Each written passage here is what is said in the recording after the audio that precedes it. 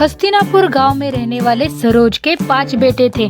उसका पति जगदीश पेशे से एक कपड़ा व्यापारी था। कुछ वर्ष पहले ही जगदीश का स्वर्गवास हो गया था।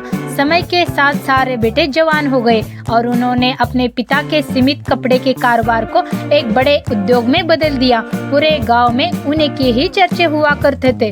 अरे, सरोज के 5 बेटों ने मिलकर सरोज का मान ही बढ़ा दिया भाई।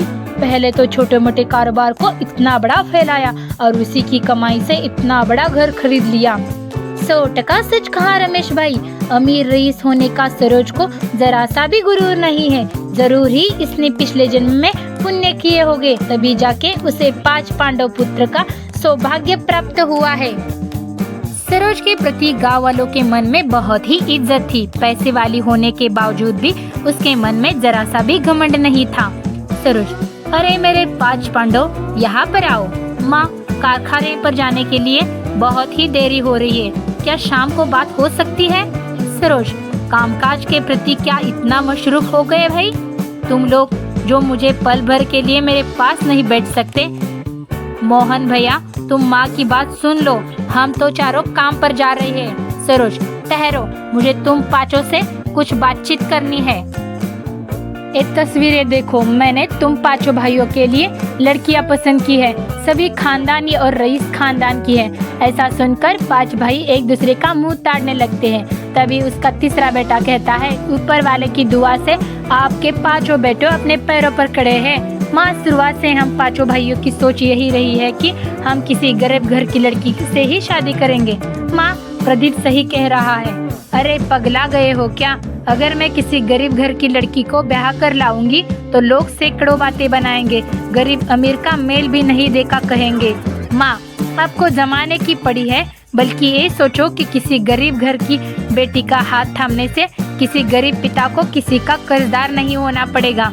5 बेटों की बात सुनकर सरोज बाहुक हो जाती है और कहती है, ठीक है, अब बस भी करो। जब देखो तब 5 मिलकर पांडवों की तरफ पाठ पढ़ाने लगते हो। गरीब की बेटी का ही यहाँ बसेरा बनेगा। खुश? सरोज रिश्ते ढूंढने लगती है। उसकी तलाश धर्मपुर गांव में रहने वाले गरीब रामदीन की 5 बेटियां रोहिणी, दीपा, वीना, गीता और नीता पर खत्म होती है। बड़े ही धूमधाम से सरोज अपने 5 बेटों की शादी करके बहुओं को घर लाती है। मेरी 5 बहुओं, अपने दाहिने पैर से इस अक्षत कलश को लगाकर गृह प्रवेश करो। हम तो सोच रहे थे कि तुम इतनी अमीर होती कि अमीर घर की लड़कियों को ही बहू बनाएगी, पर तुम्हारी 5 बहुओं तो बहुत गरीब है। इन बेचारियों का बाप बड़ा गरीब था, कुछ भी दान दहेज ना दे सका। वीना की बातें 5 बहुओं को कमजोर कर देती है, मगर सब कुछ इतने पर ही खत्म नहीं हो जाता। रस्में खत्म हो जाती है, सब अपने अपने घर चले जाते हैं। तभी सरोज कहती है, जाने कैसे गरीब भिखारी बाप है इनका, जो पाव भर मिठाई भी ना दे सका। तुम सब देखना, ये वीना सुबह तक सब गांव वालों में ढिंडोरा पीट देगी कि मेरी बहुएं गरीब घर से है। सरोज की बात सुनकर बेटा कहता है, अभी तो इन्हें आकर पल भर भी नहीं हुए और तुम्हें अभी से इन्हें ताना देना शुरू कर दिया। सरोज की कड़वी बोली उनकी बहुओं को अंदर तक गहरी चोट पहुंचा देती है। देखते ही देखते सप्ताह पर सप्ताह और महीने पर महीने बीत जाते हैं। एक शाम वीना सरोज के पास आ जाती है। अरे ओ सरोज, गजब हो गया, तुम तो बर्बाद हो गई। ऐसा क्या हो गया? तेरी सांसें ऊपर नीचे क्यों हो रही है? ठीक से बता, जल्दी क्या हुआ? तेरे कपड़े के कारखाने में गंभीर आग लग गई। तेरे 5 बेटे कर्मचारी सहित ढेर हो गए। ये सुनकर कारखाने की तरफ सरोज दौड़ती है, जहाँ सब कुछ धुआं धुआं करके जल रहा होता है। अपने बेटों के जले हुए शव को देखकर सरोज शांत रह जाती है। बेटों की याद उसे गहरे शोक में डाल देती है। ऐसे ही समय बीतता गया। एक रोज सरोज अपने बेटों की याद में खोई हुई होती है।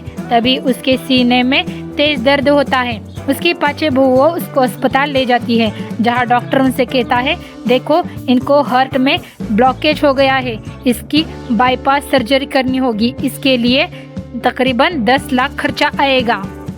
हमें कुछ भी करके माँ जी को बचाना होगा, लेकिन हमारे पास इतने पैसे नहीं है। हमारे मायके वाले भी बहुत गरीब हैं। हमारे पास एक ही रास्ता है, हमें अपने घर को बेचना होगा वो पाँचों घर को बेचकर सरोज का इलाज करवा देती है।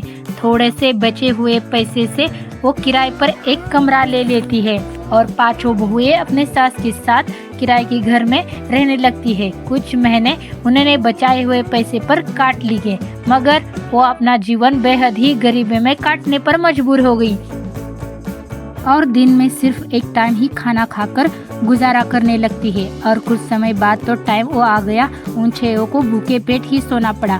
दीदी, अब तो भूख के मारे जान जा रही है। सही कहा तुमने, अगर हमने पहले ही कुछ बचत कर ली होती तो आज हमें ये दिन नहीं देखने पड़ते। बहुओं को भूख से तड़पता देख सरोज लाला के पास जाती है और कहती है, लाला मुझे थोड़ा सा राशन उधार दो, हमने 3 दिन से कुछ भी नहीं खाया है। दुकानदार, माफ करना सरोज बहन, लेकिन मैंने अब से उधार देना बंद किया है। नगद लाओ और राशन ले जाओ। गांव के मंदिर के बाहर बैठकर सरोज भीख मांगने लगती है, लेकिन उस दिन उसको 10 रुपए से ज्यादा एक पैसा भी नहीं मिलता। उन 10 रुपए से सरोज आटा खरीद लाती है, जिसके उसकी बहुएं 6 रोटी बनाती है और सभी एक एक रोटी नमक के साथ खाकर आधा पेट ही सो जाती है। ऐसे ही समय बीतता है। पांचों बहुएं सुबह से शाम तक काम की तलाश में निकलती है, लेकिन उन्हें कहीं भी काम नहीं मिलता है। घर में छाई गरीबी के कारण सरोज को सदमा लग जाता है और उसकी तबीयत खराब होने लगती है। सरोज, बहुओं मैं बिल्कुल ठीक हूँ, तुम मेरी चिंता मत करो। पांचों बहुएं कूड़ा कचरा बीनकर उसमें से खाने की तलाश करने लगती है। कुछ दिन बाद तनु और पूजा को एक घर में साफ सफाई का काम मिल जाता है। वे अपनी सास की तबीयत को देखते हुए अगले दिन काम पर जाने के लिए लेट हो जाती है। जहां पहुंचकर उनकी सेठानी उनसे कहती है, आ गई कामचोर, तुम गरीबों की यही बीमारी होती है। मीठे बोल तुमसे बोल क्या लूं, तुम तो सिर पर ही बैठ जाते हो। चलो अब मेरा मुंह क्या देख रहे हो, जल्दी से जाकर काम पर लग जाओ। वे दोनों काम पर लग जाती है, लेकिन उनका ध्यान अपनी सास की तरफ ही था। घर का सारा काम करते हुए तनु को भूख लग जाती है। वे पूजा से कहती है, दीदी मुझे बहुत तेज भूख लगी है, कुछ रोटी बची है तो मैं इन्हें खा लूं। वैसे भी सेठानी इन्हें कूड़े में ही फेंक देगी। नहीं नहीं तनु, तू तो जानती है सेठानी कैसी है, वे हम गरीबों को बासी रोटी सब्जी तक खाने नहीं देती, तो वे हमें ताज़ा खाना क्या खाने देगी।